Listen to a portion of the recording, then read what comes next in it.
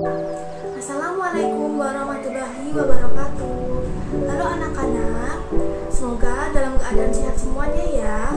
Oke, pada pertemuan kali ini Ibu akan membahas mengenai materi sosiologi, yaitu tentang konflik sosial.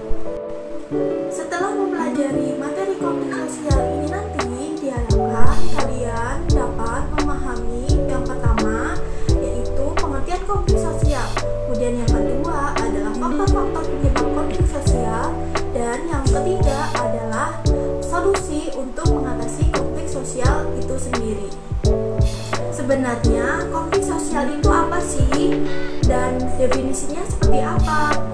Oke, jadi menurut Kamus Besar Bahasa Indonesia atau KBBI, konflik diartikan sebagai percekcokan, perselisihan, atau pertentangan. Adapun pendapat dari tokoh sosiologi yaitu Sujono Sukanto mengartikan konflik sosial sebagai suatu proses sosial individu atau kelompok yang berusaha memenuhi tujuannya, akan tetapi terdapat pihak lawan yang menggunakan ancaman maupun kekerasan. Itu tadi merupakan arti dari konflik sosial. Selanjutnya kita akan mempelajari faktor-faktor penyebab konflik sosial. Oke, yang pertama adalah perbedaan individu, di mana masing-masing individu itu memiliki perasaan dan pendirian yang berbeda-beda. Perbedaan pendirian dan perasaan tersebut dapat melahirkan bentrokan di antara mereka. Oke, jadi sebagai contohnya, ketika kamu ingin memiliki suasana belajar yang tenang, akan tetapi terdapat temanmu yang ingin belajar sambil bernyanyi atau mendengarkan musik. Nah, hal tersebut akan menimbulkan perbedaan perasaan dan akhirnya timbullah konflik tersebut. Faktor yang kedua yaitu perbedaan latar belakang kebudayaan, di mana orang itu dibesarkan dalam lingkungan kebudayaan yang berbeda-beda. Berbagai kelompok kebudayaan memiliki nilai dan norma sosial yang berbeda-beda pula. Jadi, apa yang dianggap baik oleh suatu masyarakat belum tentu baik oleh masyarakat yang lainnya. Faktor yang ketiga yaitu perbedaan kepentingan, di mana bentrokan kepentingan dapat terjadi di bidang ekonomi, politik, sosial, budaya, dan sebagainya. Nah, perbedaan kepentingan ini dapat menimbulkan konflik di antara mereka. Selanjutnya, faktor yang keempat adalah perubahan-perubahan nilai yang cepat, di mana perubahan yang terlalu cepat yang terjadi pada suatu masyarakat dapat mengganggu keseimbangan sistem nilai dan norma yang berlaku. Akibatnya, konflik dapat terjadi karena adanya ketidaksesuaian antara harapan individu dengan masyarakat. Sebagai contohnya adalah peraturan merokok di tempat umum. Pemerintah sendiri tidak langsung memberikannya di seluruh masyarakat Indonesia, tetapi di beberapa tempat yang terbatas terlebih dahulu. Lalu perlahan-lahan terus meluas dalam rangka memberi kesempatan kepada masyarakat untuk memahami peraturan tersebut. Hal ini dilakukan agar menghindari terjadinya konflik. Selanjutnya, coba lihat gambar di samping. Apa sih yang dapat kalian pahami dari gambar tersebut, dan kira-kira apa faktor penyebabnya?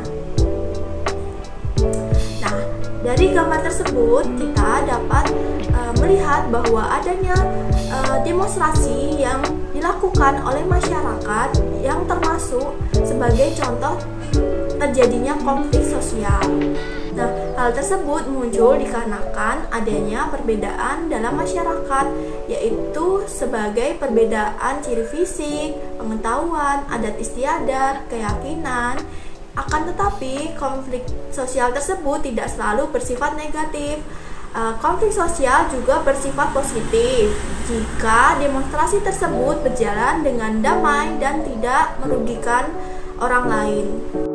Setelah kita mempelajari faktor-faktor penyebab konflik sosial, sekarang kita masuk ke dalam materi upaya penyelesaian konflik sosial.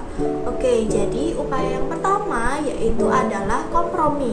Upaya penyelesaian konflik kompromi ini merupakan bentuk penyelesaian dengan adanya upaya dari masing-masing pihak untuk mengurangi tuntutan.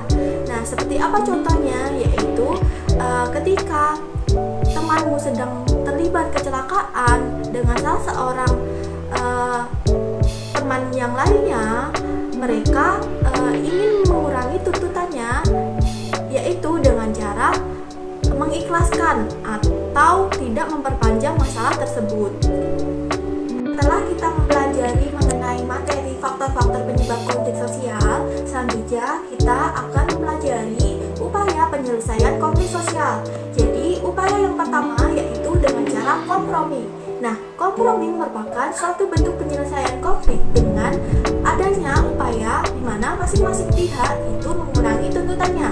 Contohnya, ketika terdapat kedua orang yang kecelakaan dan mereka tidak mengakui atau mereka tidak mau mengganti rugi kecelakaan tersebut. Nah, akhirnya setelah mereka berkompromi, mereka akhirnya mengikhlaskan kecelakaan tersebut dan tidak memperpanjang masalahnya. Upaya yang kedua yaitu dengan cara toleransi. Nah, toleransi merupakan sifat saling menghargai perbedaan yang seharusnya dimiliki oleh setiap individu. Karena sifat ini dapat meringankan terjadinya konflik dan mampu meningkatkan rasa solidaritas di antara anggota masyarakat. Kemudian cara yang ketiga yaitu dengan mediasi. Nah, selama ini kita sering mendengar istilah mediasi. Namun, pernahkah kalian bertanya-tanya apakah itu mediasi? Jadi, mediasi merupakan cara penyelesaian konflik dengan melibatkan bantuan pihak ketiga yang bersifat netral untuk menengahi adanya konflik tersebut. Upaya yang keempat yaitu koersi. Koersi merupakan bentuk akomodasi dengan menggunakan ancaman, baik itu fisik maupun psikologis, agar pihak yang bertindak itu diharapkan bisa sesuai. Contohnya seperti terjadinya demonstrasi di mana polisi itu menggunakan gas air mata sebagai upaya menghentikan demonstrasi yang terjadi. Cara yang kelima yaitu adjudikasi. Jadi adjudikasi merupakan cara penyelesaian konflik melalui jalur pengadilan atau persidangan. Nah, contoh adjudikasi sendiri yaitu ketika terdapat perceraian di antara suami dan istri, hakim memutuskan hak asuh untuk diberikan kepada istri. Kemudian cara yang keenam yaitu stalemate. Apa itu stalemate? Jadi situasi di mana ketika kedua belah pihak yang berkonflik memiliki kekuasaan yang seimbang sehingga konflik terhenti pada titik tertentu. Contohnya yaitu seperti adanya perang, seperti perang dingin antara Amerika Serikat. Itu tadi beberapa contoh upaya penyelesaian konflik. Akan tetapi masih banyak cara-cara yang lainnya yang belum Ibu sampaikan pada video kali ini. Demikian pembahasan mengenai konflik sosial. Semoga dengan materi konflik sosial ini dapat menambah wawasan kalian dan meningkatkan persatuan dan solidaritas agar tidak terjadi konflik sosial di dalam kehidupan masyarakat. Sampai ketemu di materi selanjutnya.